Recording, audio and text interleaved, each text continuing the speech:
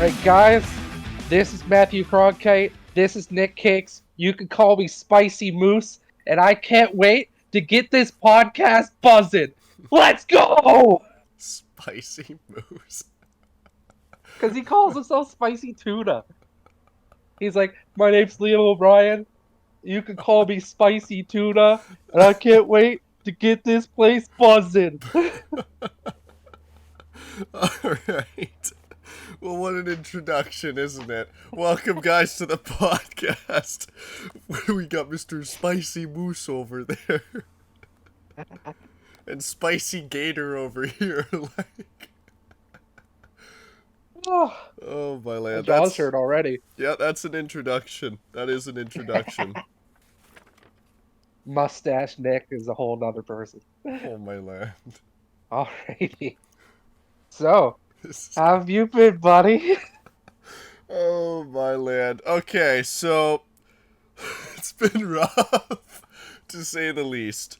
So, pretty much, Game 1 starts off for the second day of Game 1s for everybody. And I think I'm more stoked than the latter over here. Pretty much most of the Game 1s have been played except for a couple of the West teams, you know. We're having a fun blast, everything's going well, and then suddenly, I get really stinking sick.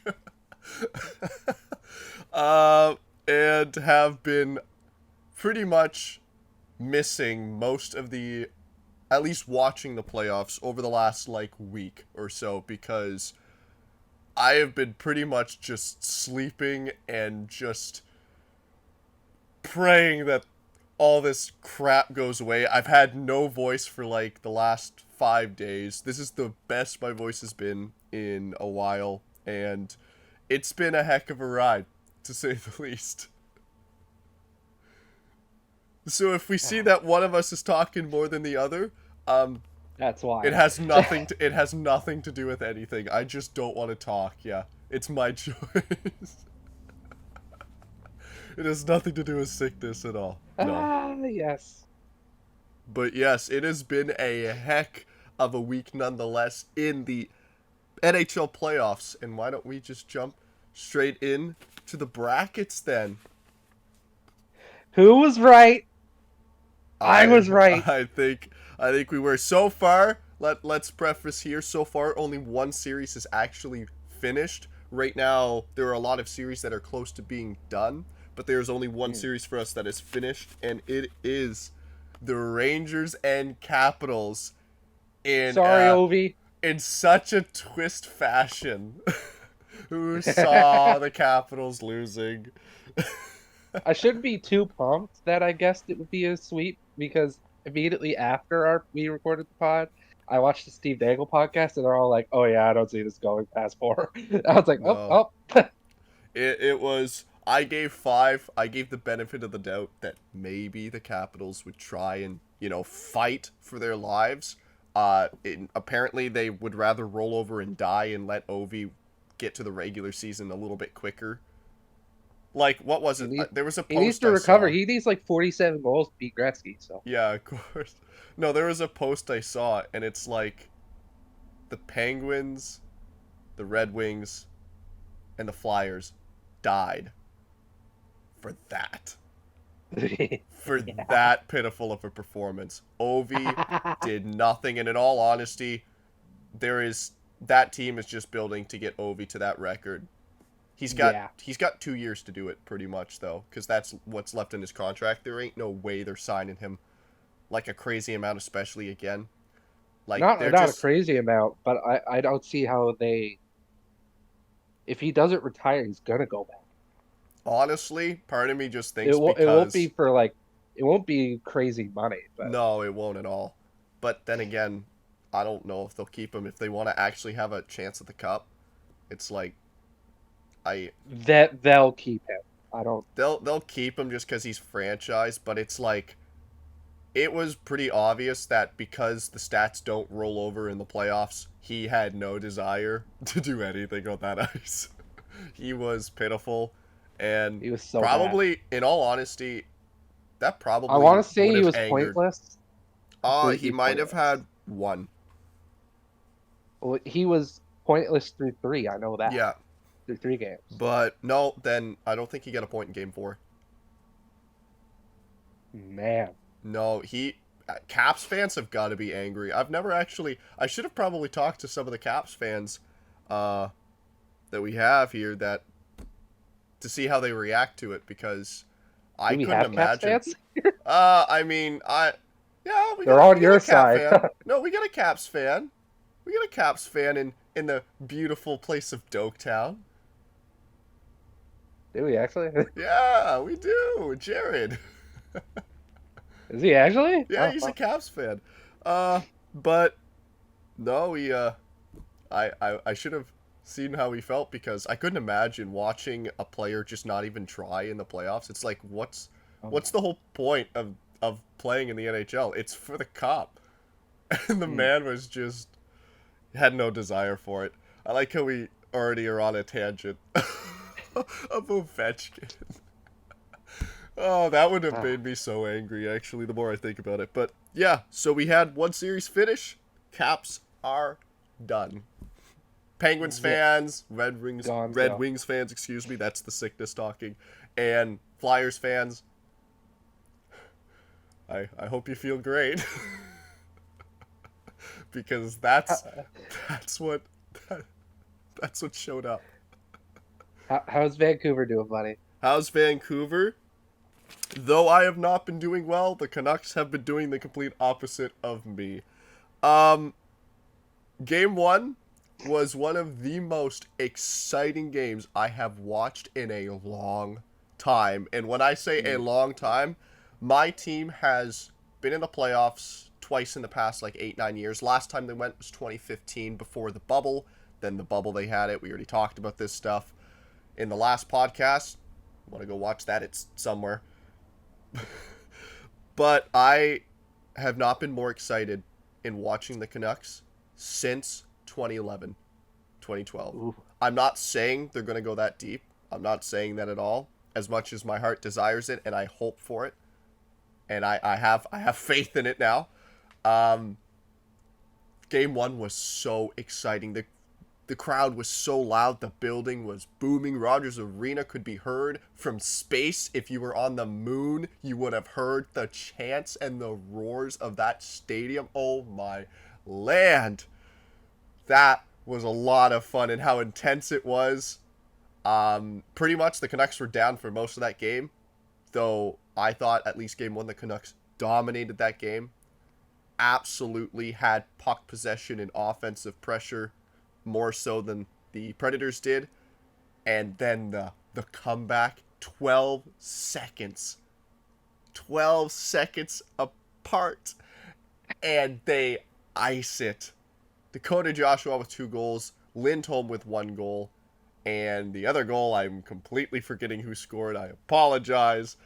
It Quinn was a Hughes. very it was not. It was Suter for tipping it. Right. Hughes shot and there was a tip. It was originally Was it? given Did they end up it giving it to Sear? was yeah, it was originally Okay. given to Hughes, but then on the replay you could see Suter does redirect it downward. And so Huh. Suter is credited for that one. Thank you for reminding me that it was not good use.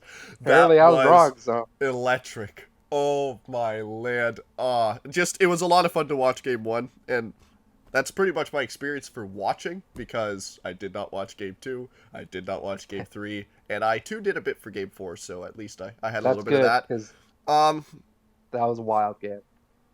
Now there are a few woes that come with this stuff. Speaking before I really talk about game 2, 3, and 4. Um boy, when we originally stated, or when I originally brought up the first round for Canucks and Preds, the fact was brought up that the Preds were going to make it quite difficult on the Canucks and were going to bang them up quite a bit. Yeah. And we saw that especially in Game 3 when they were literally double teaming and targeting Quinn Hughes and drilling him any chance they got. Which I understand that as a Canucks fan, I really really hate that. But as a hockey fan, I understand why it's done. It's to demoralize. It's also to get into the head. Mm. It's also to bang him up, to slow him down. Because Quinn Hughes is an amazing defenseman, top 2 defenseman, I know Kale McCarr is being a mutant sometimes right now, but I still think Kale's number 2. You know? Do you But think Kale's?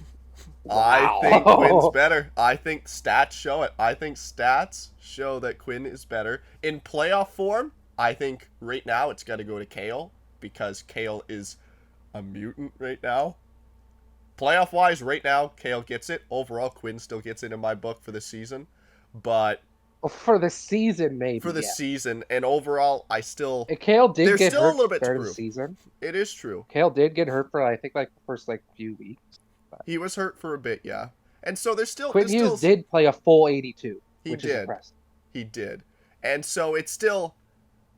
I mean, the point difference was quite a bit as well. For the few games that McCarr missed, there was still a big point difference. Though Kale was matched with Quinn pretty much I while he will was say injured, which is I will funny. say Kale McCarr is 90 points in 5 less games. Yeah. So if he's not that far behind. He's not far. He could have done it. He might But have passed him if he had those 5 mm-hmm. games. And so I think this season it does go to Quinn. Overall, Quinn still has a little bit to prove, so we'll kind of have to see more about that. But definitely this season I do put Quinn there. But I guess the bigger thing that's going to be talked about, other than the beauty Zadorov, who absolutely made sure that the people that were beating up on Quinn, they knew. Oh yeah. They knew that they shouldn't do it because Zadorov, some of the hits he laid. Oh my land. There has not been a player that I have so quickly started to fall in love with than Zadorov right now. I don't know why I haven't mentioned him like barely at all in the last podcast because he's just a beauty. And I would hate to play against him. Love him on the team. But the bigger bang-ups and the biggest worry that the Canucks have been facing over the season, or not just this season, technically this season in the second half, but round 1 of the playoffs, within 1 game, we've lost 2 goalies in 3 games. Yeah. That is one of the worst things that could have possibly happened. Because what was one of the things that I mentioned on the podcast last week? It was that the Canucks live and die by Demko. Thatcher Demko, yeah. And when Demko was unavailable for Game 2, for whatever reason it is, they're saying that it has nothing to do with the prior injury. He did get bumped up a bit in Game 1, and he was shaken up a little bit. We kind of saw some replays that he was looking a little bit injured, but he played the full game out. Whatever the reason is, that made my heart sink into my gut. And it actually went down to my leg, out my foot, and I don't have a heart anymore. Please help. But my heart sank, to say the least, because I lost a lot of hope. And I understand DeSmith is he's a good goalie. He's a good backup. But over the last 2 months, he has brought some doubt, especially to the Canucks fan base, just because of the performance that has come out of him in those games. And it was kind of scary to see what might happen. And when Game 2 they lost, and like I said, I hadn't watched it at the time, I was like, yeah, this was bound to happen. I still had faith the Canucks could beat the Predators, but I was like, they pretty much don't have a shot after that. And then I looked at the replay of Game 2 that the Predators won and saw that DeSmith had pretty much played a lights-out game. He played a really good game. Now, Saros played an amazing game that game as well, but none of those goals were necessarily DeSmith's fault, which brought a little bit of hope back. It's like, okay, maybe the Canucks can manage a bit. And then Game 3 happens, and he nearly got a shutout. He so nearly got a shutout. He played phenomenally in Game 3. And then he got run into. Yeah. The census is that the injury was not caused by that, but I'm gonna be honest, I don't believe that whatsoever. I do think that he got roughed up enough in that. I think that has to do with a little bit of why he wasn't there in Game 4. Oh yeah. He got blatantly run into by a Predators player, and never, and in the last week, have I just really looked upon a player with such a negative, such a negative connotation towards them.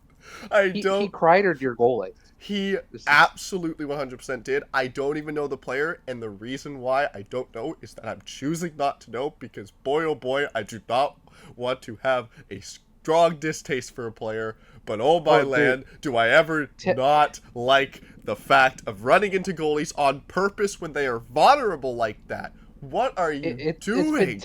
it's been 10 years since Chris Kreider ran into Carey Price in the playoffs. I still don't like that man. There's something about that where it's like I understand the strategy that comes into it, but that is like so malicious at the same time. It's Yeah, like, yeah, there's strategy in injuring the top player, so why don't I Petrangelo double hand chop the top point scorer in the NHL in the round 3? Oh, but it's not on purpose, it's not deliberate or anything to Draisaitl. Like, yeah, what I if players can get away with it, then it's not the player's fault. Like, of course it technically is the player's fault. They're choosing to do it, but it's like they get away with it. yeah. What was the penalty that player got? Oh, he didn't get a penalty that game? Oh, that's kind of nice. It's a good thing it wasn't a 2-1 game or anything. Oh, he got a penalty afterwards? What was the penalty? A $2,000 fine. Oh, joy. That'll teach him a lesson. They're Thanks really for that. foreshadowing what I'm gonna go off Oh on for my weeks. gosh. I just don't understand. What is Your Mitch Marner impression is so accurate, but go I on. just Oh my land, that one definitely got to me a bit. Uh, just the fact that players can get away with this kind of stuff and there's not even a penalty. Like, he didn't even get the max fine.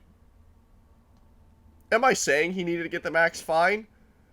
Uh, it depends on how if the injury is caused by him or not. If that player caused the injury, then he should get more than just a $5,000 fine or the $2,000 he got. He should get game Mm. suspensions. But that's another topic for another day. I feel like there are a lot of players that would agree. Like, if you injure a player for, like, let's say a player gets injured for 12 games and a player gets suspended 5 games. Nah, he should be suspended 12 games. Yeah, That's, like I said, another topic. But then Canucks win that game. They probably shouldn't have, because they did not outshoot the opponent. As a matter of fact, in that game, they got absolutely outshot. Unlike game 2, yeah. where the Preds just blocked everything. And I've never seen a team play so well defensively than the Preds, apparently. And then, basically, game 4 rolls around, and um, we Beauty game. have we have the just I don't know. There are quotes going around. We had in Demko we trust, and then it switched to in DeSmith we trust. What's it gonna be now? In She Loves we trust. Like, what do we do? What are like? Come on. I don't know. It. I've never been so panicked in a game when I have to rely on the tendy of a player who has played 9 games in total in the NHL. He is a rookie player. He's never played in the playoffs. Here we go, Artur Shilovs. Here we go, guys. Let's hope for the best for a rookie goaltender. Some say that he was supposed to be the next one in line after Demko. Some of the stats he's been getting in the AHL and how well he's been doing. Well, Demko also did not have a great start when he entered into the NHL. When he was thrown to the Lions, Yeah. he had a terrible first game, not because of him, but because the Canucks sucked. So to have to see almost a repeat of what potentially could happen was a bit unnerving. Plus, Shilovs would be a bit nervous because this is his 10th game. And This is the actually, playoffs. I do have some stats of those 9 games. He won 6 of the 9 games, and the other 3 games he lost in overtime. He has yet to lose a regular a game in regulation, excuse me. I almost said regular season. He has yet to lose in regulation. His goals against average was 2.62, and with a save percentage of 8.98. And in all honesty, it's like, oh, that doesn't sound too great. Well, for a rookie just starting, I don't expect you to be lights out. 8.98, that's pretty much 900 on the dot. I think that's pretty reasonable for a rookie goalie. You don't expect him to come lights in, lights out. And the only time that Sheloves was able to play as well, don't forget, was when Demko was injured. And when Demko was injured, the Canucks were playing pretty much at the 500 range. They weren't doing great. And it's not technically all Smith's fault. The team was just not doing great altogether. The top six lines were not producing. And so that's what Sheloves had to play with, was that kind of game that's around him, just about 500. So seeing the 8.98, it starts to have a little bit of explanation to it. So it was a little bit nerve-wracking, but he played a wonderful game. He let in 3 goals, yes. He left the game, though, with a 900 on it, because 27 saved out of 30 shots. Pretty darn good. The Canucks get absolutely outshot once again. They had a total of, what, 12? No. How many shots did they have? 20? It was 20 shots, I think, that game. Game 4. And I'm going to be honest. I wrote that one off. I wrote the game off. I wasn't watching it. I wrote it off. As a Canucks fan. I watched it, though. As a Canucks fan, I wrote the game off. I was like, I didn't blame it on Sheloves. I just said he's a rookie goalie. He's going to have a little bit of a tough time. They're dealing with a bunch of goalie injuries right now. We did get Susie back. That was nice. Yep. I didn't mention that. But I was kind of like, you got to chalk it up. 2-2 series. Let's head back to Vancouver. Get a win. Game 6, get a win. And I can be right in my prediction. With less than 3 minutes to go in the game, Brock Besser had other ideas. Now, the goals were all team effort goals. The only goal that Besser really sniped in was the first goal, but the others were pretty much, the second one, excuse me, was a tic-tac-toe play. The third one, that third one, have I ever wanted a crowd to shut up? It was there, and there's a reason for that. I'll get into it. But oh my land, Brock Besser. Hat trick play. Less than 3 minutes to go. It is a 3-1 game. Pretty much a lot of the fans wrote it off. I could say I wrote it off. And it was pretty much a done and dusted game. With, what was it? It was just, I think it was 8 seconds under the 3-minute mark. So at like 2:52 left in the game. Tic-tac-toe play. Besser lifts that puck just enough. Yeah. Sure, Saros was there. He got a piece of it. Don't matter. It don't matter. 1 goal game, baby. And then the most miraculous thing for Canucks happened. They always talk about in playoffs, for teams that go deep in the playoffs or for teams that do well, there's always that miracle. And I'm going to say it right now. That empty net miss. Yeah. Was the miracle.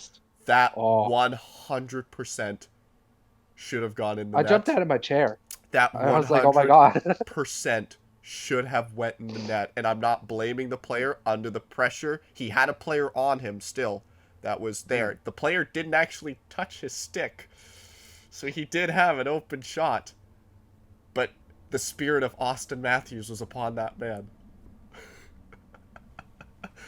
And he missed the net. And I felt bad. That will be the most haunting thing. I'm not saying the Preds are out. I'm not saying that. No. The Preds are still very much in. 3-1 is not impossible. It's improbable. And they're a competitive team. They are. With a top 10 goalie. Sometimes. He's been really good, honestly, this season. Saros has been really good. I'm not saying he hasn't been, but like, I couldn't believe that didn't go in. Like, I was thinking, like, it would make sense if it hit the outside of the post. No, he hit more of the inside of the post and it just bounced out. Like, that should have got in. And that Preds player will be haunted by that. And if the Canucks win this series, that will be the play that changed the course of that series. Sure, the Preds might have won that and then the Canucks go on to win. But the thing is what if that goes in? That completely changes the dynamic. 2-2 series, 3-1 series. Like, what sounds more possible? 2-2. But now Nashville has to go into the Canucks barn. Into a crowd that does not want them to win. With no momentum. Everything taken away from them. Because 8 seconds left in the third. Besser with his right-handed shot. If he was a left hand, no way is he tucking that in. Saros almost had it. But Besser, the snake, slides that sucker in and dismisses the crowd. And we have an overtime game. And I'll mention it here. Shilovs played a good game. I looked at the goals that went in. He did. He made some big crucial saves. His glove save and the slide, the breakaway. He made some crucial saves. The goals that went in on him, I don't blame him. The first one looked a little bit funky because it looks like he got a big piece of it, but it was tipped. And the one that got my goat was when the crowd chanted, "All your fault, you suck," to Shilovs. And the heart in me left. The sympathy for me left. Left instantly. The empathy, might be there a little bit. But the sympathy for me left. I understand that in Nashville barn, Nashville's going to chant what they want. They're going to cheer for their crowd. Nothing wrong with that. But to diss a goalie on his very first playoff game and to just get in his head, because that's all they're doing, that riled me up more than DeSmith getting trucked. And boy, oh boy, did it feel good 1-0-2 in overtime when the man, the myth, the legend, the man that I complained about, the man that has given nothing to the Canucks establishment since the first game he played in it, the man, the myth, the legend, from a beauty pass and a beauty poke. Pia Suter, that beauty poke, to the Pettersson little getting checked, but the puck goes past him. Whether or not he did that on purpose, I don't care. It's done and dusted. To Connor Garland's just a little wicked backhand pass to Elias Lindholm. Ices right the the game. Slot. It Good afternoon, good evening, good night, Nashville. Woo! You are done and dusted for Game 4. Overtime winner. Oh. Wow. And that right there is the summary of how Lindholm has just turned around whatever the heck is going on in the regular season. He wild has right now 3 points, 2 goals and an assist in 4 games. He is producing. He is working. He is on what I call probably the best third line in the playoffs right now with Garland, Joshua, Lindholm. Right now, it's up they're there. producing. And it is incredible to see Lindholm finally doing something, in all honesty. It is wonderful. And also, right before we kind of switch it around here, as I gallifrant over the Canucks, whatever you want to say, as I'm just mesmerized by the fact of what the heck is going on and how fun this is to be back in playoff hockey. Why don't we have a little stat here about a couple things that the Canucks might have done. There's a little stat where the Canucks have, in the first time in 20 years, gotten a win from 3 different goalies in the first round, or in a series in general, with Demko, DeSmith, and Shelovs. And the last time it was done was in 2004 by the Vancouver Canucks in the first round against the Flames with Alex Auld, Johan Hedberg, and Dan Coutier. Now, we're not going to talk about how that first series ended. The Flames may have bested them in 2004. But, it happens to the best of us. Who else loses in the first round from 2004 on? Come on. There's a lot of teams that have lost. There's no team in specific I'm talking about. Oh, boy. We're going to talk about that team in a little bit. Don't you worry. But it's going to be him. To be fair, in 04, they did win in the first. They did win. That was the last until last year. Time. Yeah, it was one other time. And it is wonderful to know that the Canucks hold this record and decided, hey, let's do it again. So, to all the Predators fans that are out there that may or may not be listening, good luck. If you need, I can get a cloth and I can wipe off your golf clubs. If you need. I can make sure that there are some golf balls ready for you. I can even get you a couple tees if you need. You'll have to provide your own gloves, your own caddy. I'm not going to be your caddy. But good luck to you, and I hope to see how you perform in Game 5 and maybe Game 6. This is a little bit. I'm not gonna lie. This is a little bit of that. This is a little bit of that pent up emotion that comes from how Nashville has been trying to injure my team. This is the competitive side, isn't it?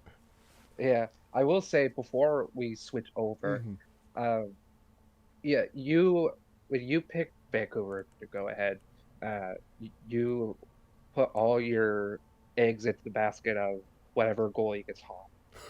They're both incredible. Which one's going to get hot in the playoffs? That was going to be your key for success for the Canucks in that series. My key, I don't even know if I said it on the pod, but all I could think of was 2 stud goalies. You said Saros is the top 10. I'll go as far as say he's top 5. Top five. It's tough because this season, I would say he's not top 5 this season. Overall, I do think you can consider him to be top 5. I wouldn't argue that. Overall, that's what I mean. I'm not talking about this. I'm talking career-wise. When I looked at that goalie matchup, all I could think of was whoever gets the crucial opportunities and capitalizes on those crucial opportunities. That's the team that's going to go ahead. And in Game 1 and Game 4, it was the Vancouver Canucks. By far. Pretty much the same goal, actually, that was the game winner. Just opposite sides of the net because, No, it was the same side of the net. It was left side, top left. Joshua went short side on him. I forgot about that. Or the way he was cutting from, excuse me. Not short side, it was technically far side. And then Game 4, with the goalie pulled, gets 2 straight to tie.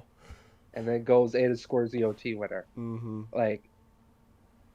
If Vancouver can do that one more time, just execute on the crucial opportunities one more time, then it's their series. Exactly. It's not over yet. It's not. It's not at all, and that's why I'm not technically saying that the Canucks have won already. I did make a joke about the golf thing. Yeah. Nashville, you guys are still in this.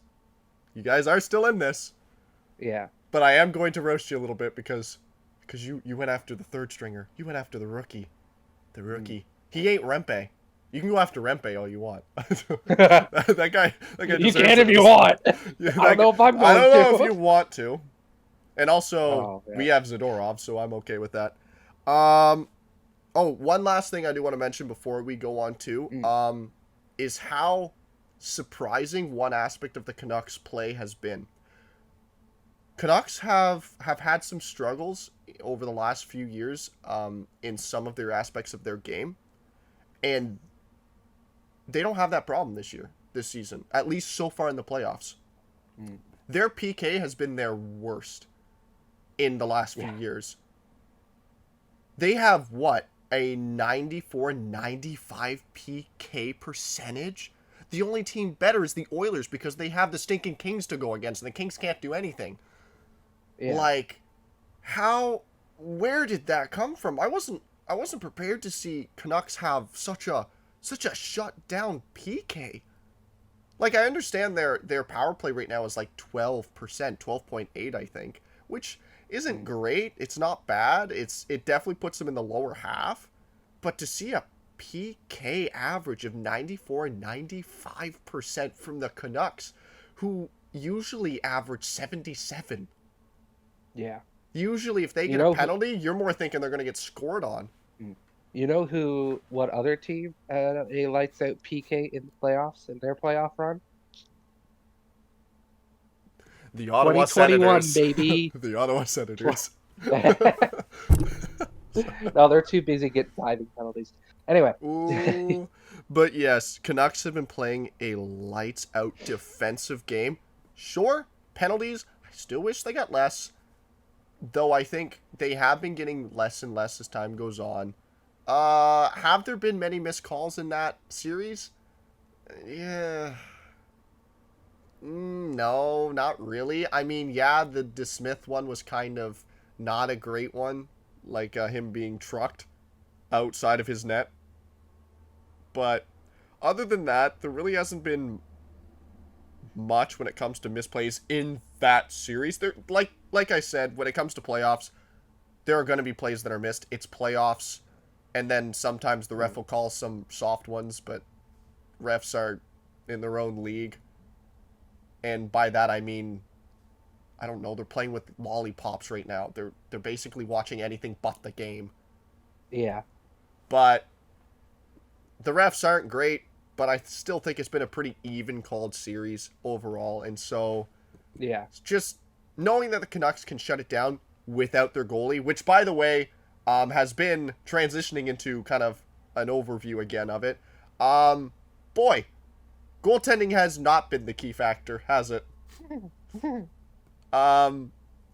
Goaltending, the one thing that I said was that goaltenders were going to be the difference between this. And a lot of games have been very tight, at least in some aspects. When you look at another series, Avalanche versus Jets.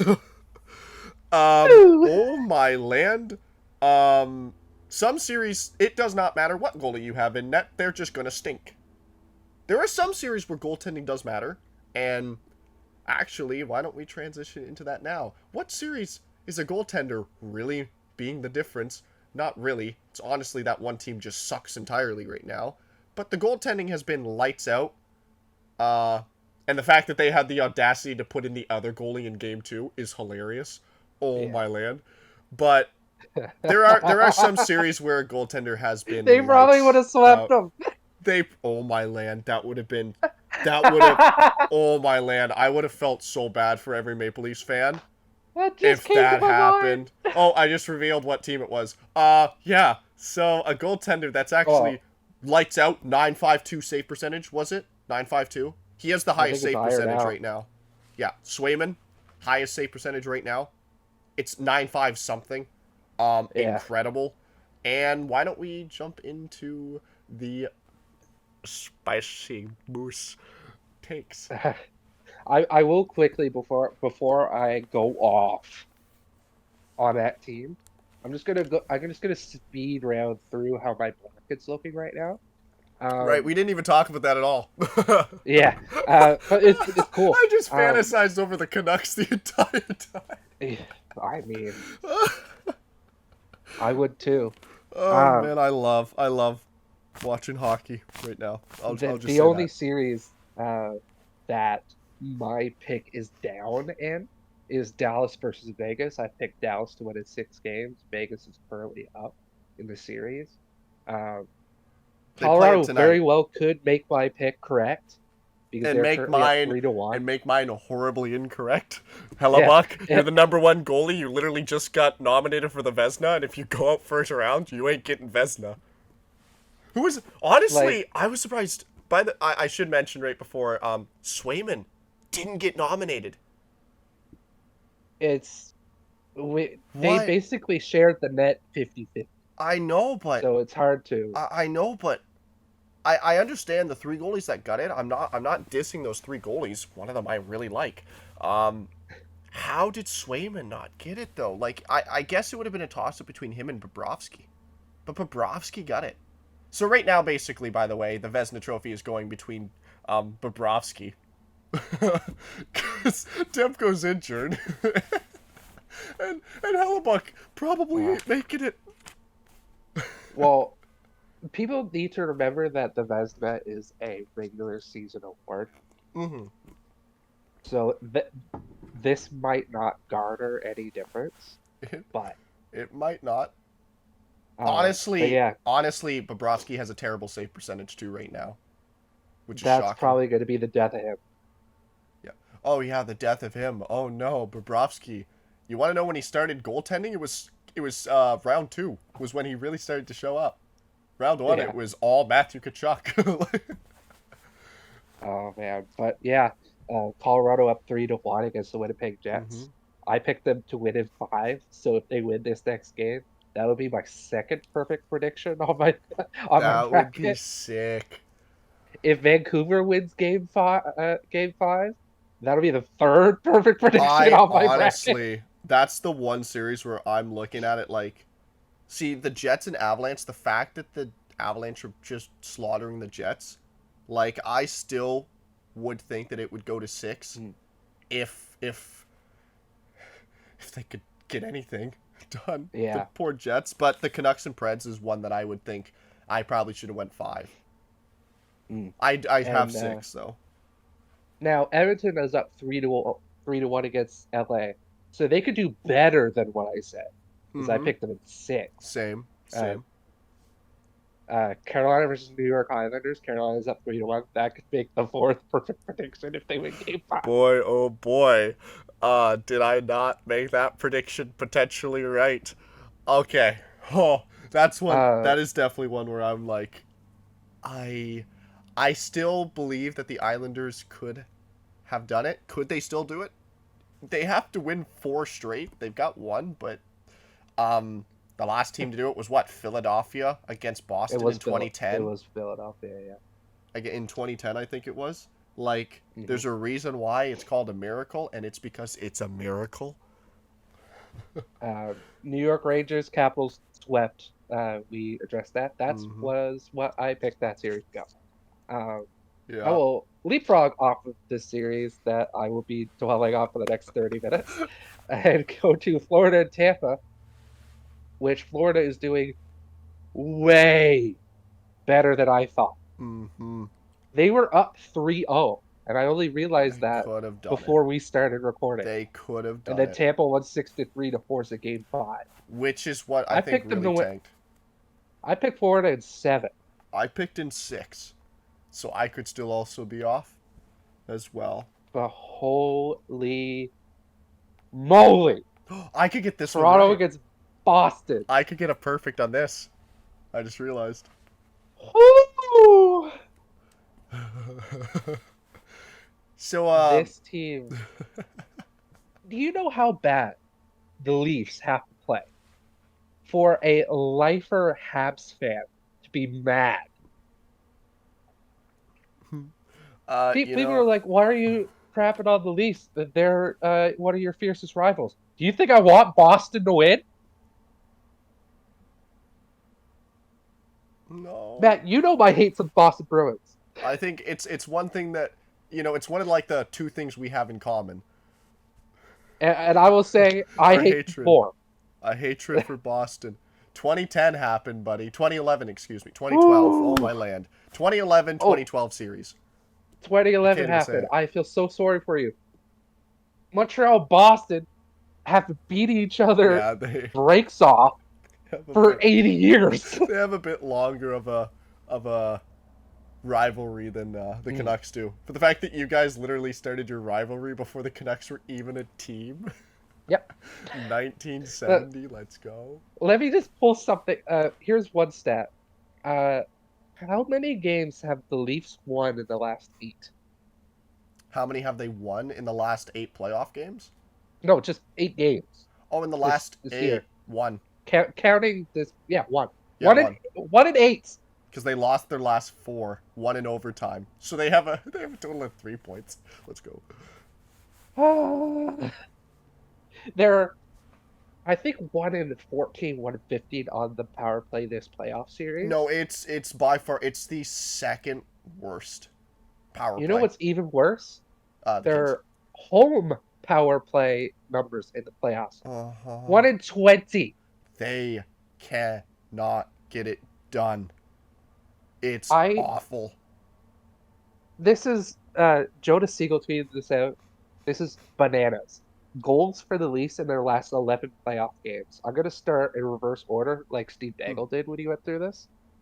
Two, two, two, two, two, two, two, one, three, two, and one.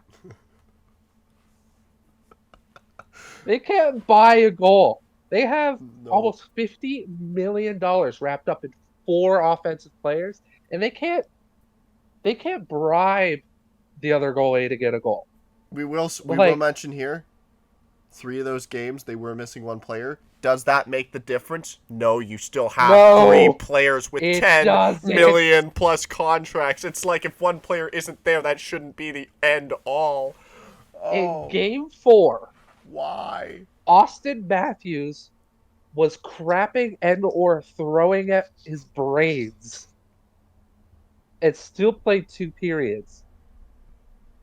William Nylander, who I don't know why he was getting migraines. Migraines are debilitating. I feel sorry for the guy, but he came back game 4 and I don't blame John Tavares. He's just not the player that they signed Out him of to the be out of the anymore. four, out of the four, he is the best right now. Honestly, like Nylander hasn't You had can't. much I mean, chance. you can't really say that because Nylander only played Yeah, one game. so I think the best thing to say is out of the 3, he's the Here's the best. thing. He's the best. I don't agree with you because Really? out of all those guys, who's the only person to score more than 1 point? Austin Matthews had a 3 point game in He game had, 2. but the problem is that on if you average that out, it's like 1 good game and 3 bad games. Tavares had Yeah, what and was it? then I think Tavares had at least 2 good games. So it's I, like I don't it's know if tough I to could even say. say that. It's tough to say, honestly. Game So 2 and 3, I think Tavares played well. I'm going to speak in a lot of hypotheticals. I'm going to speak like Toronto loses this series. Yeah, speaking I into acknowledge existence. that the series is not over yet. And Cool. let's preface, we both are Canadians, and we both like Canadian teams. We would both prefer that Canadian teams win. And in all honesty, only 2 are probably gonna make it, and only 1 is gonna make it to round 3. Yeah. Uh, so I do we have one want the pick to win the Canadian, cup. I think both of us have one to pick to win the cup. and both of us are still. I think both of us can still possibly have it, right? Because you chose Oh, the yeah. I picked you Edmonton. chose the other team. I picked the Oilers. You But chose the other one. my hypotheticals. Let's just say in either game 5, game 6, or game 7, Boston beats Toronto and knocks them out of the first round. I'm going to give you all the hypotheticals that I think will happen. They're all Brendan not good. Shanahan's gone. That's no They're doubt. firing their president. That's no doubt. No doubt. He's been here for 11 years. More than that? 13? I can't even remember. He's done. He's gone. Shoot him to the moon Even if it's a second out of a round, cannon. even if they make it to second round, he's gone. It has to be deep. It has to be deep. Has to. Sheldon Keefe. Iced. He is oh my god. Done. He is Done. There is Ah! no question he's done. We have on video the three of the core four mouthing off at each other on the bench, and he has the audacity after the game to go, "Yeah, our guys weren't frustrated. They just wanted to win."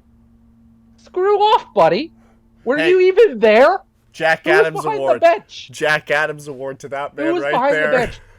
Was his evil twin behind the bench? Was Melvin Queef behind the bench? Who was there? Because it wasn't you, Sheldon. It was not you. Are Like, you oh my serious? god. That name. 3 minutes to go. That You're down name. 3-1 in a game at home, where if you lose, you go down 3-1 in the Oh series. my Who do you god. put out there? Do you Melvin. put out a guy who scored 69 goals? Well, you couldn't because he was He has been crapping ice in the locker room the entire Mel. third period. I'm I feel sorry. bad for the I'm guy. sorry. I'm laughing about Melvin. I've been sleeping on that ever since that Mel. game happened because I was Melvin. livid. Anyway, I'm gonna keep on going. Go You for it. couldn't start. You couldn't start Matthews in that time because he was sick as a dog in the locker room. Don't blame me on that.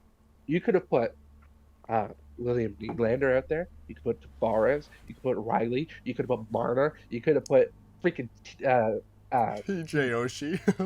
no, I was at TJ Oshie, but TJ Brody.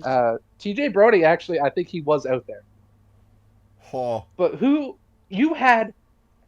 Oh boy, you had David Kampf and Ryan Reeves on the ice with 3 minutes to go in a playoff home game when you're down by 2 goals.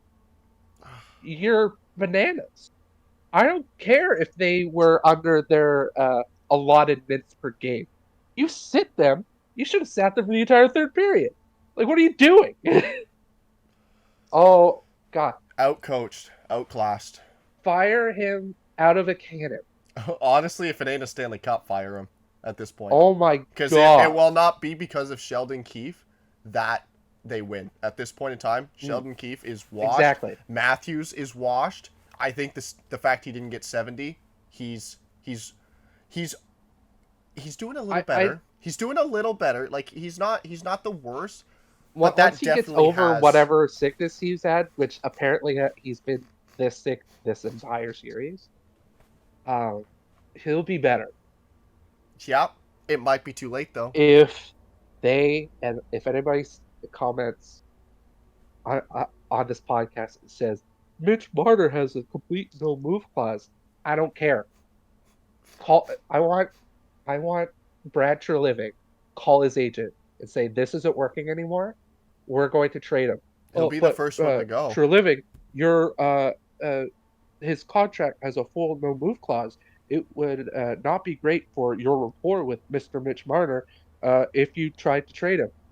Oh, so he's not going to put a list of people he would waive for a trade for? Yeah, he's going to do that. Okay, we'll sit him until you give us one. Given the Thomas Caberlet treatment that Brian Burke gave to Thomas Caberlet when he got traded to Boston. Oh, you don't want to give us a list? Then he's just going to be in the press box for the rest of his contract. Oh my God. Maybe Yes, Mike Babcock had the right idea, eh?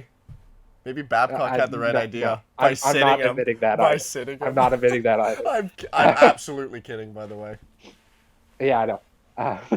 But he spent 2 periods of that game mouthing off about the refs, mouthing off about everything except his own play. Until it took, and I want to say, can I say it uncensored? Because it Uncensored? tells it. I might post produce anything. I might, so Okay, it probably won't I will pass censor censors. myself, It won't. but it doesn't do the quote justice. But I will censor myself. We don't know what Austin Matthews was saying when he was yapping at Marner because his face was turning. You can't really read his lips. But then it pans over to William Nylander, and he looks at Mitch Marner, a guy who has an A on his jersey, and says, "Stop crying, bro. This isn't junior hockey. Just shoot the puck." And then Mitch Marner, instead of taking that on the chin, he gets mad and throws his gloves off behind him. And with that, making the trainer pick it up and give it back to him so he can get back on the ice. It's Get him out of here. I don't care if he has the possibility to score 100 points.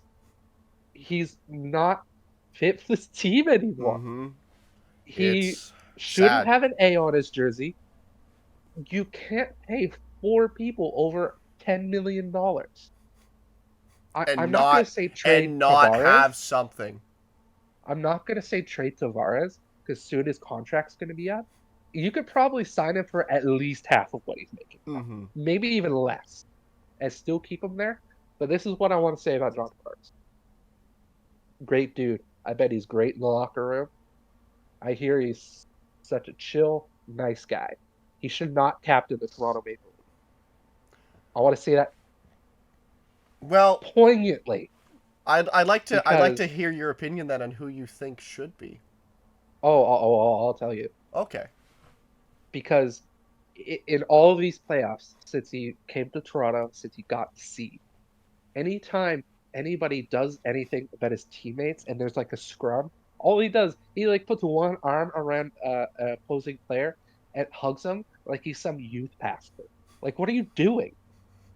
You, I would pay so much money to hear him cuss a guy out on the ice just once, just once. I He's don't just think like, he ever "Oh, would. sorry there, bud. I don't want you to get hurt. Let's just skate right over here, there, bud."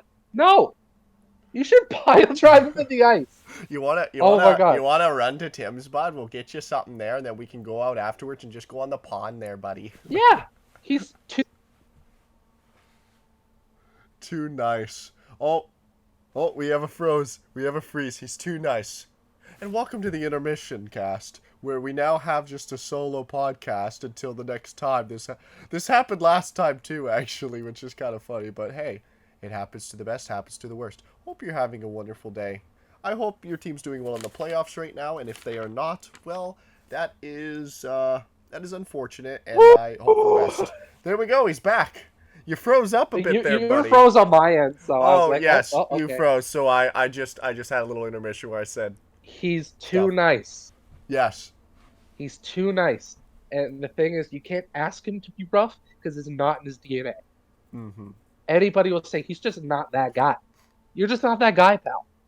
So I I think can accept him having an A. I I can think accept him that's having an I think that alternate makes captaincy. sense because he's Austin still a good Matthews is leader. captain this team. I don't know Matthews. who. I don't know who. If you watch this team day in and day out, I see a lot of Leafs games because they're a division rival of the Habs, and I watch every episode of the Steve Dangle podcast, so I know a lot about the Leafs. I can't even accept Morgan Riley having the captaincy, and I know that's probably the person you would think they would put the C on. I think he should at least have an A. Yeah. He, I think he I think should he at should least keep have it. an A. I I think think he it should should keep it. be. I think it should be Matthews with a C, Morgan Riley with an A, and either Tavares with an A, or even if Willie could keep this energy that he had in Game 4, keeping his teammates accountable, give him an A. Mm-hmm. Because like it's about time. Like every Leafs fan I know that I've been in contact with says they needed somebody to be like that for the last 8 years. To just let me put something in perspective.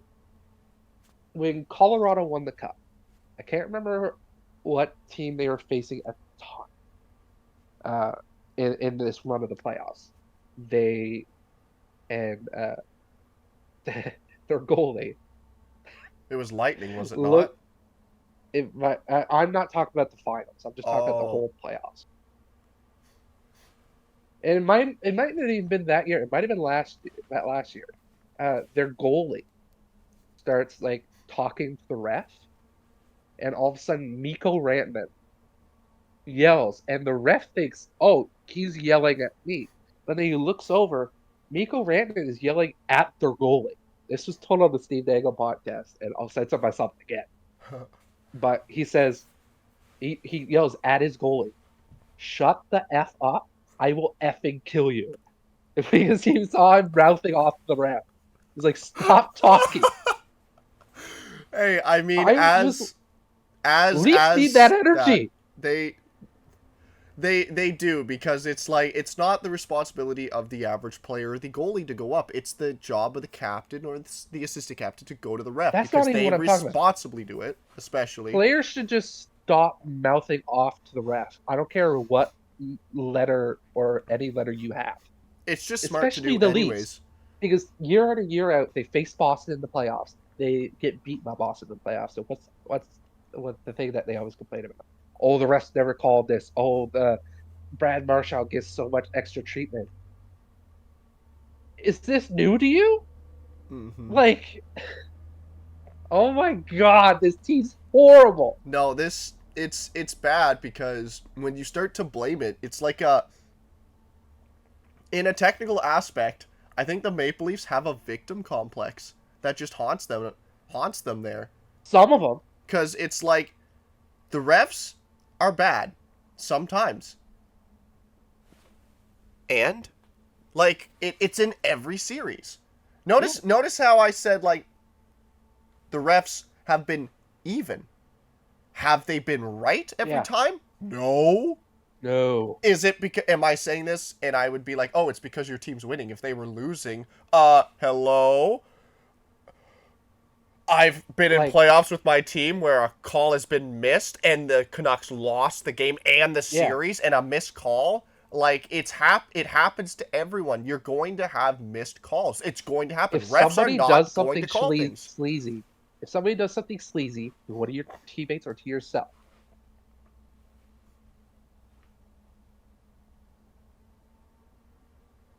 Oh, he's frozen again. And welcome back. Wow, isn't this getting a little heated? Isn't this hard? Isn't this wonderful? This is playoff hockey. It's a shame to know, though, that sometimes it gets in the heads of people that it's someone else's fault, when the Leafs just have to smarten up at the end of the day. I'm kind of just playing for time, and we're back. this is probably all on my side. But anyway, like, here's an example that happened in this series. There was a missed call on Toronto. Somebody did something to Brad Marchand, and he didn't mouth off to the ref. He didn't mouth off to the guy who did it to him. He looked at Mitch Marner, who had nothing to do with what happened. It said, "I'm gonna get you, bud. I'm gonna get you. I'm gonna get you, man. Watch out. I'm gonna get you." It's And he the goes most after an menacing. unrelated guy. Bro, I He's like, love the "Oh, fact he's like, if I'm your gonna get teammate, you. if he's like, if your teammate wants to be a jerk, oh, I'll be a jerk to you, and then it'll be on him. You can't be angry at me because it'll be on your teammate." And like, man, I can't believe I'm gonna say this. Oh, I oh, can't believe I'm gonna say this. Brad Marchand's a good leader. yep, yep. He's a good captain. Yep, there's a reason why he went from an A to a C. He like it just came out that this year when after camp, he brought the rookies in and like trained with them and like had dinners with them. It's like this is how this is how we operate as the Boston Bruins. Now, I don't know what John Tavares does for all the rookies that comes in. Maybe he does similar stuff. Maybe he shares healthy vegan smoothies with the rookies and be like, this is how we uh, nurture our bodies as Toronto Maple Leafs. with I don't know, with the Maple Leaf smoothie. but oh my God, the fact that I've come this close to I complimented Brad Marshall. This is how bad the Leafs are playing. That a Habs fan is complimenting Brad Marchand of the Boston Bruins. How about we make it even more scrutinized? That a Habs fan that is cheering for the Leafs is complimenting Boston. I'm not even cheering for the Leafs. I just watched the game as a bystander and just see how horrible the Leafs are. The Leafs are pitiful, and as sad as that is, Again? They can't buy a goal. They can't buy a save. I calculated Ilya Samsonov's save percentage average over the last 10 games, counting last game. And this counts a shutout that they had against Buffalo, and this counts the game 2 win. I'm flustered. I can't even. I'm hitting Yeah, wrong yeah, buttons. yeah, that's okay. That's okay. It's it's really sad to see the man that literally brought them to a round two, helped them get to a round two. Average 879 save percentage over the last 10 games. We talked about Jeremy Swayman having over a 950 save percentage in this series. In the last, I think now 8 games against Toronto, he has a perfect record, and his save percentage is like 980. Mm-hmm. It's in the It's 970s. I know that. it's He's their boogeyman. It's like that meme on TikTok where it's like, did you hear that? There's a guy in the woods. It's just there's a Jeremy guy in Swayman the woods. going through the gate. Yup. Oh man, It's no. unreal. It's sad Jake DeBrusk because is playing out of his mind. mm-hmm. David Pasternak's playing on like 70%, and he's Yup. still potting goals. Their defense is doing amazing. Toronto's power play, which has been one of their shining things for the last couple years, is horrendous. Yup. One in the last 20 in their in home games in the playoffs. Like it's just what One in 14 or 15 in the series. like honestly, what's even happened to the Leafs in the playoffs? Like what's even happened compared to like every other playoffs? Like this is the worst that they've done in how long? Here's the thing though, Matthew. And again, you cheer for a team that's across the country in a Yeah. completely different conference. Mm-hmm. This is the exact same position Toronto was in against Boston in 2011, Uh-huh. 2013, and 20, It's just for like the last 3 times the last three they made it encounters. in the playoffs. Except 2019. 2019, they were actually ahead, and then they choked the last 2 games. Yeah. But this isn't the first time they've done this. But it's like the team that they had back then to now, it's like back then, the team wasn't great. They have lethal weapons that are silenced and covered and broken. JVR Hold that. intercepted a pass Uh-huh. This is the from game Ryan previous. Reeves, This is game and game 4. he scored a goal that 3/4 of the fans knew where he was going. Everybody knows he likes going 5-hole. Uh-huh. He's done it You know how time and many time times he's again. done that to the Habs?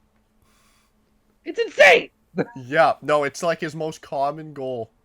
And then Sammy's legs part like the Oh. Frozen again, and it was just at a good point too. No. I can't make the joke. We're gonna hold on to the joke here, guys. We're gonna hold on to the joke. It's gonna be good, even though I think you know what it's gonna be. It's gonna be good. It's gonna be good. It's gonna be good. But yes. Oh my land. Just again. We're Canadians. We want Canadian teams to win. I want the Leafs to get past this. But oh my land, this is the worst that they have done in a while. They play better against Tampa. Heck, this is nearly as bad as Florida in round 2. If they need an they got answer. all these picks. There we go. Trade He's him to back. Utah. Oh my god. Oh wow. That's funny. Ah! There we go. He came back in a speed of glory. By the way, you were probably just about to say his legs parted like the Red Sea. That's where it cut off. I don't know if you I was know. gonna say the legs parted like the Grand Canyon. Like the Grand Canyon. There we go. Take the C off of Tavares. Maybe give him an A just for a thank you. Pay him $4 million a year. Trade Mitch Marner. Just punt him off to Utah. I don't care. Mm-hmm. It's Switch the captaincy group, build the team around Matthews and Nylander. They're the only guys who have performed semi-consistently in playoffs. I say semi because uh, Matthews has been wishy-washy. He was non-existent against Montreal in 2021. But oh my God, no there. fire the entire coaching staff. Keefe, Guy Boucher, everybody gone. They don't deserve to coach this team. I don't care where they go. If they even coach in the NHL again, I don't know. I only say don't fire Brad Treliving because he's been there for a year. He's not responsible for this team. Honestly, the only guys he brought in were guys who I actually think had a good playoffs. Max Domi, Tyler Bertuzzi, Joel Edmondson. John Klingberg. Oh, we don't talk about that. I'm sorry. I have to insert the couple that he also brought in that were Yeah, but oh my God. mm-hmm. I people are like, oh, it's 3-1. Boston lost 3-1 series lead last year. That was to Florida. This is not Florida. Toronto is playing like Toronto from 2007. Mm-hmm. Yes. They're playing like Toronto when they traded everybody to go for McDavid and never even got him. Yeah. Fun fact, that pick, they got Marner. Oh my This team's land. a joke. It's This team's an absolute joke. I'm turning to Lindy Rupp. This is a joke. It's a An joke. absolute joke. I love that. I love that clip actually. That's great. No. I think the biggest I know we haven't really focused on him too much, but the biggest factor of what the Leafs need right now, because again, it's not impossible, and technically speaking, Florida turned it around game 5, 6, and 7. It's still a chance, but Toronto would have to change everything. the problem is that after you beat Boston, who do you have to go against? Florida. I mean, getting back though to the point of kind of one of the biggest factors, especially on the back end, that we haven't focused on a little bit. We talked about one of those real bad goals he let in, and again, this man has been a huge reason why the Maple Leafs made it to the second round. But he's back to where he was when he was unplayable.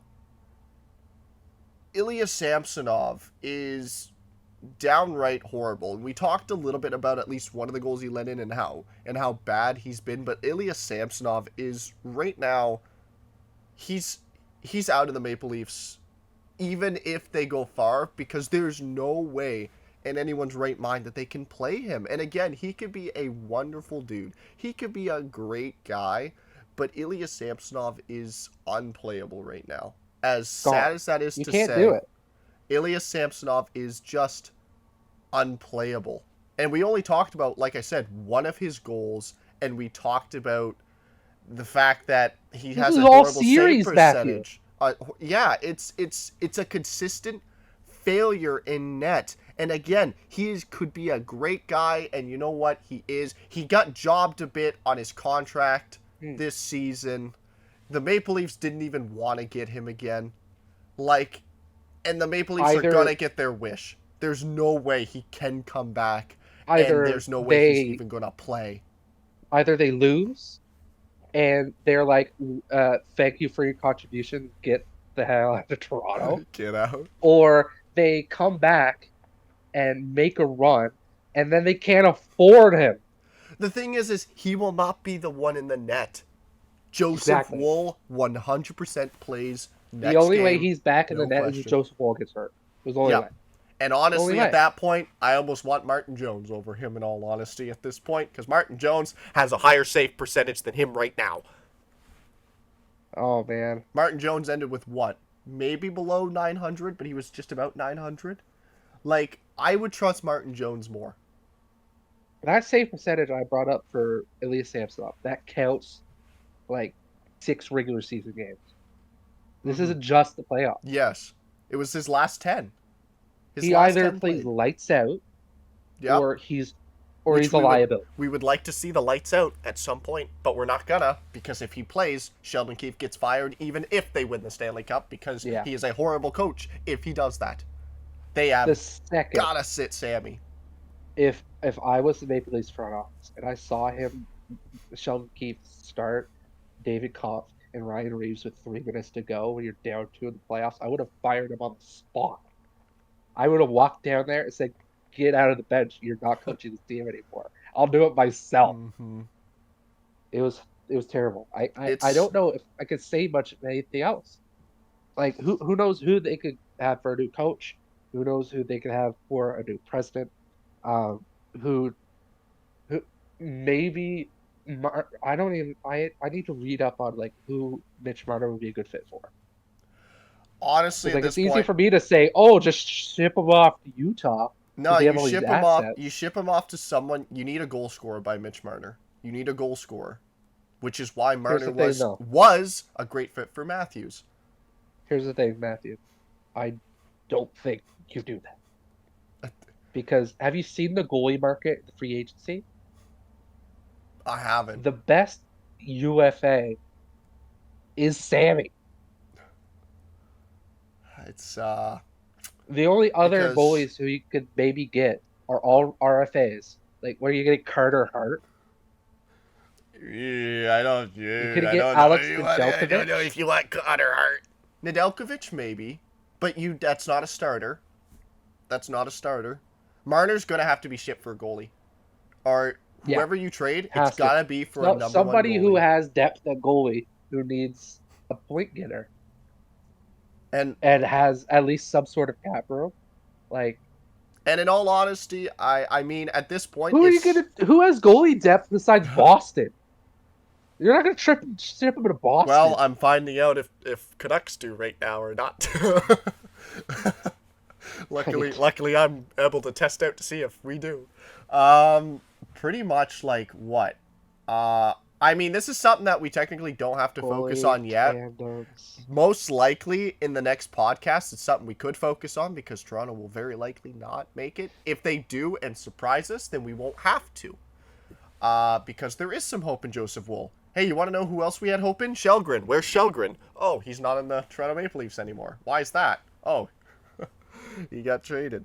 Matt Murray was injured, so sadly, the actual starter they had, the idea for, was gone.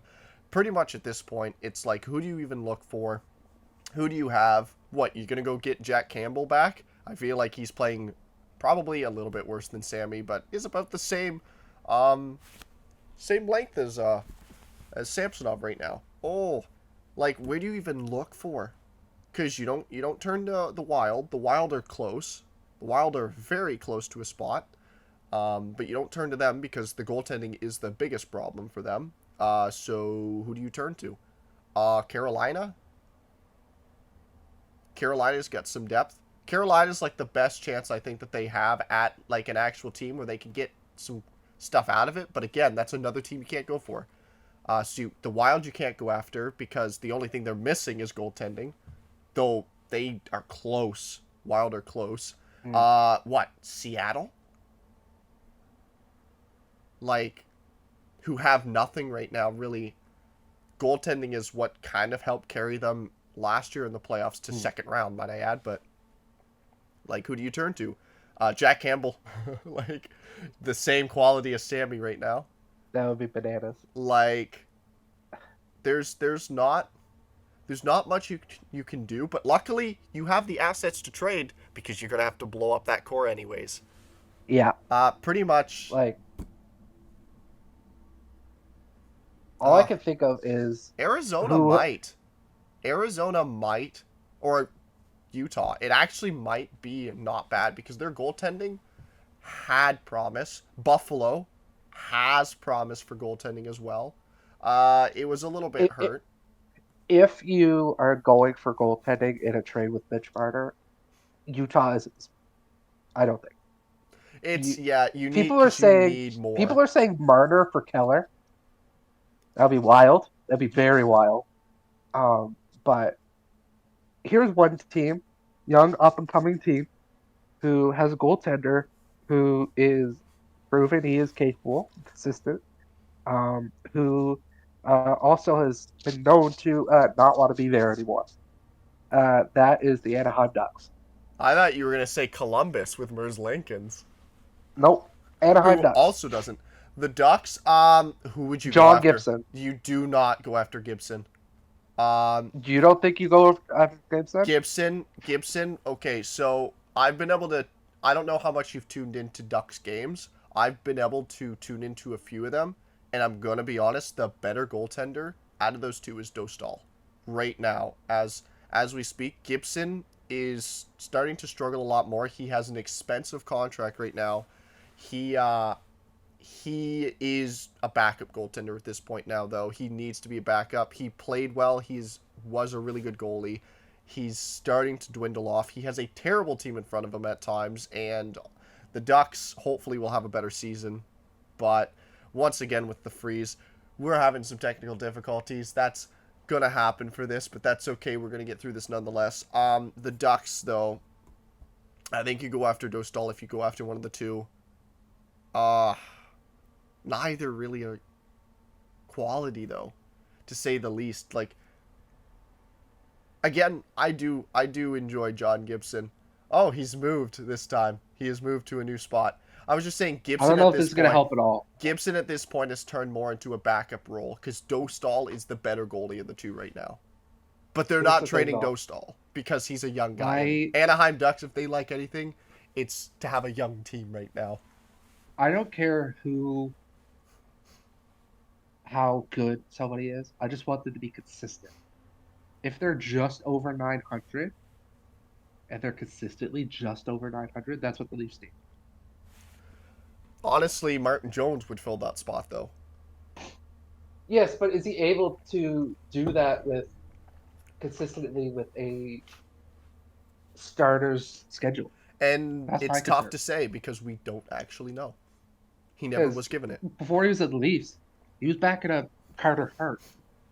Mm-hmm. Like, Honestly, man, it's sad to say, Wool would have filled that spot before the injury. Before he got injured, mm. he filled that spot wonderfully. And then he got injured, and when he came back, he was a bit wishy-washy. We're hoping for the And best. maybe they just go for a backup guy and run with Wool at the start of next season. But the thing is He'll, that right he'll have a now, whole Martin offseason. Jones was that backup. So it's Maybe they tough. just don't get goalies. Like, Oh yeah, because that's a real smart decision at this point. Because I just, what's at this point, it's like the core has to be blown up. That's it. Core gets blown up. yeah. If they Marner's lose gone this for series. sure. If John Tavares' camp is like, oh, we don't like you taking the seat, then it's like, okay, give us a list. It's tough because Tavares would technically be next in line. Nylander and Matthews will be probably the You two don't that trade stay. either of them. They just signed on, Exactly. and And they're your best consistent offensive players.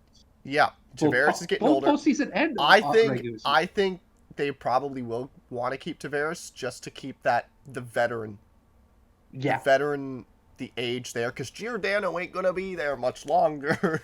yeah. Giordano, so you need that veteran discipline, which You need technically somebody who Tavares teaches them how to be a pro. does have the Yeah. discipline. He just does not have the vigor. Is the best way to put it. He doesn't have the fight. It doesn't have that dog in him. He doesn't have the snot. Doesn't have that Here's- snot, but he has the veteran. That's one of the worst things, Matthew, is that at the start of the season, what did they sell to the Leafs fan base? We're buying in snot. Snot, which And the Boston Bruins, they, uh, the Boston Bruins beat the snot out of the Toronto Maple. yup, they are beating.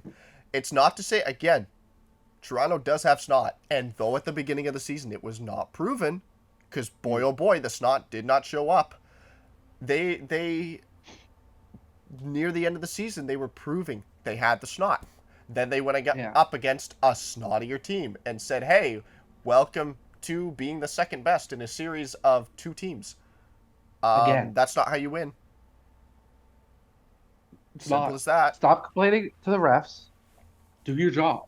Like Boston, Shoot the puck. as much as in my playoff tree I have Boston going far. Like I have Boston It's going a far too. I have them in the Eastern final. it's a weak Boston team compared to years past. This is a weaker team. Sure, their goaltending is top notch. When is it not top notch? When's the last year that it hasn't been top notch? This is a weaker team. They have the snot still, yes. Yeah, they have great players. Pasternak is an amazing player. Yes. This is a weak team. You have one of the strongest Toronto teams in recent memory. Mm. And you are Like, absolutely getting pummeled by a superior team that is inferior in past paper. times. Yeah. This is why we have the Bruins going deep, because it's that type of way, but it doesn't denounce the fact that the Maple Leafs should be better, and they're not. And this is better. why you blow up the team. It's because of the fact that they should be better and they're not. And they came this close why. to doing it last year. Yep. And Kyle they Dubas didn't. is like, I might have to make a trade. And the Shanahan's like, nah, you're gone. Yep. And you know what? Shanahan, again, Kyle Dubas, I think he made some decent signings with Pittsburgh when he did. Pittsburgh was so close and they died because of Washington. But honestly, Dubas might be in a better place. At least he's not a cursed team. Yeah, he's in an old, aging team. At least he isn't in a team that legitimately He doesn't have the pressure. is gonna die. Like, it's awful. Yeah, do your best to get Sid and Malkin a bit more success before they're done. That's the thing. Like, we could talk in like going on Penguins itself. Crosby was on a whole other level. Malkin is slowly dying, but oh my land, just you have the players, and I think that's the biggest complaint with fans though with Toronto, is that they have power. Yeah, and it's like the power just got disconnected. And people are like, oh well, the fans aren't proactively cheering on their team. They shouldn't. The team doesn't deserve it. They got booed off of their home ice in the second and third intermission. Like, oh my land, just I think that's what it is. If nothing were to, like, hypothetically saying, if they didn't blow up the team, like, the fans are still gonna cheer. Like, it's gonna be a little worse than just a jersey being tossed on the ice if they don't blow up this team. If they don't win.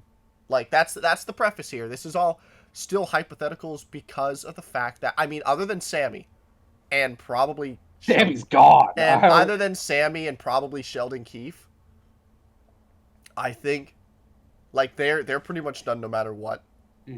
But there's still a chance. And that's kind of what you have to go off of. As if I were a Leafs fan, that's all you have to go on right now. Is just the team still has a chance. The team is still there. As hopeless as it looks, they still have the core power. Four. They had the core four out on a 4-on-3 power play. They got one shot attempt. Not a shot on goal. One shot attempt. Because they kept on passing to each other. They kept on playing hot potato with the puck on a 4-on-3. And then immediately when the 4-on-3 was done, Ryan Reeves gives up the puck and JVR goes and scores. Yep. They get on another power play. They wouldn't shoot the puck. You have to. And listen, this is from a Canucks fan. This was a struggle the Canucks had at one point. They wouldn't shoot. And guess what? They're facing a team now that literally they can't even get shots through half the time anyway, so it doesn't even matter. But, like, you gotta shoot. This is what Toronto's been complaining about for probably ever since Matthews got drafted. Because they would never shoot. You gotta shoot. You have such talent. And now Matthews and Nylander are finally, like, tell the guys, like, we gotta get a grip. You have to get a grip, because I'm gonna be honest. Matthews and Nylander are saying that because guess what? If you don't get a grip, Matthews and Nylander are going to be like the only players on that team. Sure. Yeah, I love some of those players. Just committed to that team for the future. And honestly, like, defensively, you blow up the entire thing. I'd say keep Riley, because Keep Riley. Riley's been pretty You consistent. keep Riley. You keep Matthews. You keep Nylander Ba- uh, for sure. Honestly, when it comes to that, like, there are a few other players that you can probably have arguments for keeping and for not keeping. But Well, pretty I'm much saying the like three, 100% you keep those three guys. those three stay. I think a good And 75% you keep Tavares just on a cheaper contract. yeah, Joseph Woll You got him. is you pretty much you keep him because you have to. It's not Yeah. to say he's a bad goalie. It's because And he has upside still. He's still young. yeah, he's And still yes, you're going to say Ilya Samsonov's still young, but what? He's no, we're not talking about. He's still. like you. It's something that you have to do, not because you have a choice. In all honesty, but because there's still room to improve, room to grow. Like, are you kidding me? Demko, as much as he was praised at the beginning and how well he did, he still had bad games. He had a bad season. And there was a chance it's like, oh, do you throw him? It's like, no. You know who I think the Leafs should hire on the short term as their next Who do you have? For the first maybe 1 or 2 years? Boudreaux. Yeah. Boudreaux. I'm not joking. There it is. Because I love Boudreaux. With this, how the chips are falling, they're likely going to lose this year. They're going to be deflated. I can't see how they don't trade Mitch Marner. Guys are going to be deflated. You need somebody to go in there for the next season or two. Mm-hmm. Teach the guys how to love hockey again. Yeah. And then when they get that passion back in, find a structured coach like a Rick Tocchet. Mm-hmm. Somebody like Rick Tocchet. That's the thing that's the thing where we kind of, at least as Canucks fans, it can be hard to remember. I know that we're in the high right now, but we had a moment where we sucked. And honestly, I still remember. Were deflated as and the team and has not. And the team has barely changed. In all honesty, the team. There have been some changes. Like defensively, big time defensive side of change, but offensively, there's barely been much change over the last like 3-4 years, other than the Bo Horvat trade happened, and guess what? The player we got out of it is who we're playing against. Beauvillier did not realize he was on Nashville. I didn't realize until game 1 on it. Yeah, but like Canucks offense has barely changed and honestly got a bit weaker, losing Bo Horvat for nothing, essentially, because we got nothing for Beauvillier. All the players we've been getting is from the AHL affiliate. From Abbotsford, like Höglander and Podkolzin, who's not playing right now. Podkolzin's not on, but he's another player there. Like, we've lost everything. And he keeps sitting Robertson until it's too late. Game 4, he finally gets to start. Yep. And it's just like that. Like, Canucks, coaching makes a big difference. And it was proven when Boudreaux first came in and the Canucks had a stellar end to their season, 28-15 and I forget what it is. It's an old stat now, but it was crazy with Boudreaux. They almost made the playoffs, completely ruining their chances of Bedard and the process of it.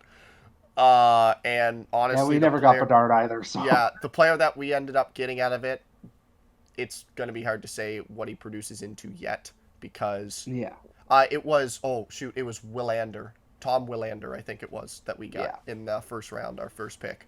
So hard to say what's going to become of him.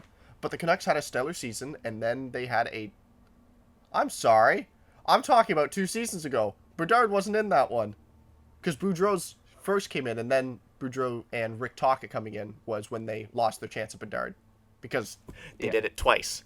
They went on such a streak. Their second half was incredible. The last 2 seasons prior to this one. Their second half was great, and then their last 10 sucked. And this season, we had a coach that was phenomenal and has brought the Canucks from it. And that's why he has been nominated for Jack Adams and will most likely get it. There are still some coaches you could say. I want him to. I don't because Edmonton's is Jim up there. Montgomery deserves it more, but he won it last year. Yeah, I don't. You never see back-to-back Jack Adams. I No. don't think he's gonna get it because there are too many It's gonna be coaches. talking. There are too many coaches. Rick is now. This is as a Canucks fan, of course. So I would, of course, say that it's Rick because he brought our team from Well, this from is a Habs fan saying nothing. it's Rick. It's it is what it is. They could go out second round. They could go out first round. Rick Tocchet, I still think gets it, Yeah. because of his performance. But that's the power of a coach. It brings a team that literally is fighting within it themselves, which is what Toronto is Fire doing Keith. right now. Toronto Yeah. is literally fighting with each other. The big stars vocally doing it. Guess what? Was just there Yeah. last year. Was just there. Yeah. Like, Fire Keith. I'm not saying you have to hire Bruce Boudreaux, but you need to hire somebody like Bruce Boudreaux you need someone that can get the to make team. them fall in love in hockey again. Yes. And then when a tactician is available, a structured guy, Like, yeah.